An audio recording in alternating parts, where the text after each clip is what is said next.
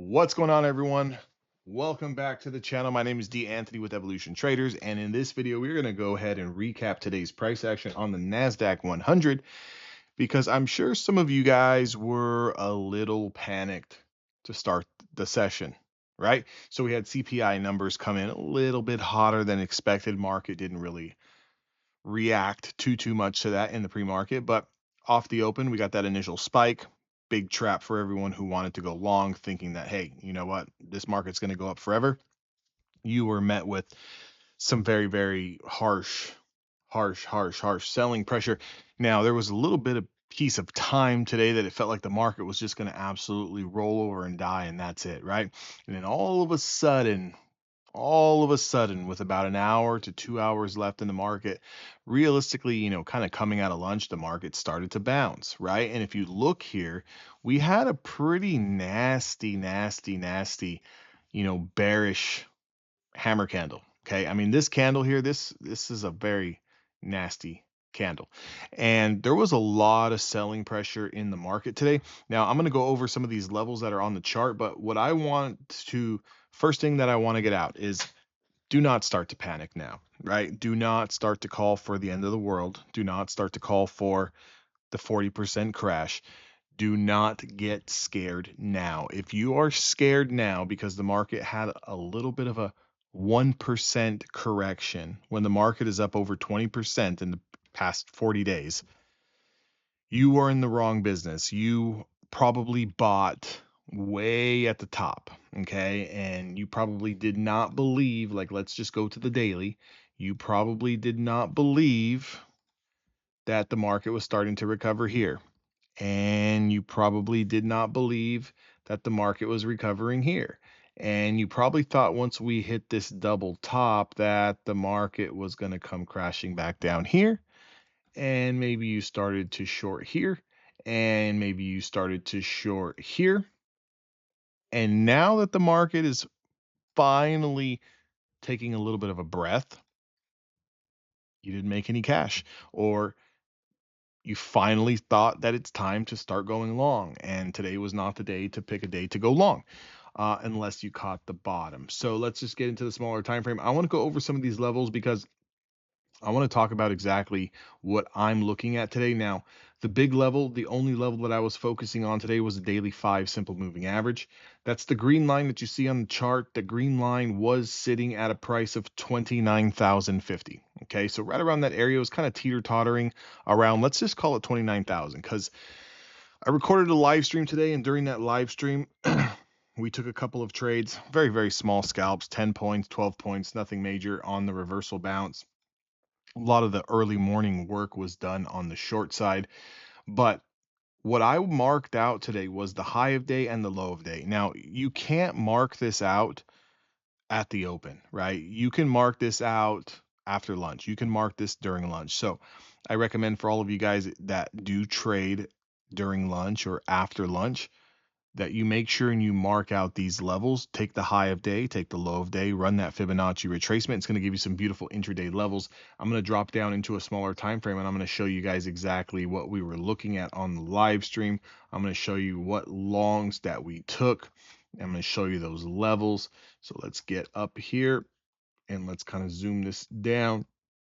So what I was looking at here was a 23.6% retracement, 28,870. I was looking at the break. I was looking at the consolidation, looking at this back test. Now, clear line in the sand here, right? Clear line in the sand at 28,870.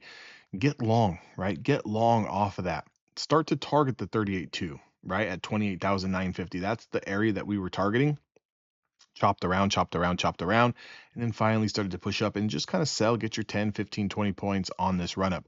Now, don't really want to do too much. It's not something where I want to take 4 or 5 trades in this range. I want to look for one idea, and if that idea plays out, great. If it doesn't, we move on and we look for the next idea. But clearly, once we broke through that 23.6% retracement, 28,870, we pulled back. Now we could start looking for those longs because we have a clear out here. That was trade number one. Trade idea number two was right here. We were looking at the break of the 38.2. We were looking at 28,950s to hold, right? There's your break and retest. Again, look at the same type of pattern. Here's your break. Here's your retest, hammer candle, get long somewhere in here using any closure below that 28,950 as a stop. Again, sell into resistance. What's resistance? 29,000, okay? 29,000. You can see here the next idea that we were looking at was this daily 5, that daily 5 right there. What I was looking for was a break, retest, and go. And it went, right? But the problem is there was no problem with the trade, but the problem is that when you have that much selling in the day, it's a little hard to just hold through. Now, even though the technicals say, hey, we're over the level, let's just hold it. When you're in trades, it's like it doesn't really work that fast. Things can pull back. Again, for myself today, I was already profitable. I was already in the green. As we approach power hour, I'm not looking to hold a trade into the close and potentially give back profits on the day. I want to keep everything that I can. So I was just entering in orders on the level 2, getting in and kind of setting those take profits 10, 12 points higher. This was a trade here. We actually entered it on stream on the 1 minute time frame, and I want to show you that 1 minute time frame just so we can kind of get a little bit better, clear picture here. Let's zoom in just a little bit. These are all perfect examples of break and retest, guys. So again, never really take the first break, right?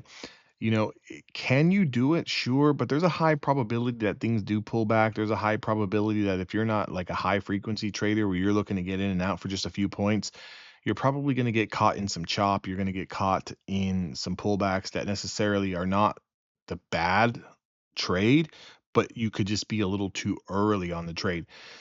So the idea that we were looking at here was the 50% retracement at 29,017, and then we were looking at the daily 5 simple moving average. So clearly we broke through that 50% retracement, we broke through the daily 5, and we put in a high, okay? If you were to take the first initial crack through of the 50% retracement, you would have made some cash, but again, if the move's going to go, guys, it's going to go. There's no reason to really rush the trade. So just kind of sit back, wait for some type of pullback. Whether the pullback was here into the daily 5 and then we start to push up over this candle, or whether we pull all the way back to the 50% retracement and we enter here. Why were we entering here on this candle? Well, perfect retest of the break of the 50% retracement, okay? Once this candle closes, all we need, or it doesn't need to close, but once this candle takes out the previous candle's high, we have an easy stop loss. That easy stop loss is below the 50% retracement. Your stop loss goes there. That's your max pain. If the trade, pops and it drops, we get out of the trade, right? There's no harm, there's no foul. We got into the trade right around here. And again, we do have that daily 5 there. We just take profits into that, quick 12 points. Again, market continued to run. Were there other areas and opportunities to get into trades? Absolutely, right? Once you start to reclaim that daily 5 again, look at the break here over that high, over that first break. So again, here's your break and retest. And if you're a little bit more patient, then you wait for the full break, the full retest, and then you wait for those highs to get taken out, and boom, this is your entry right there, right? So again, the only difference between taking the entry here and here is my risk is very defined. It's right there. Your risk here is probably sitting somewhere in here. So a little bit of a bigger risk, but again, a little bit more momentum. And on a trade like this, you're expecting it to go. So you might be looking for a little bit more profits.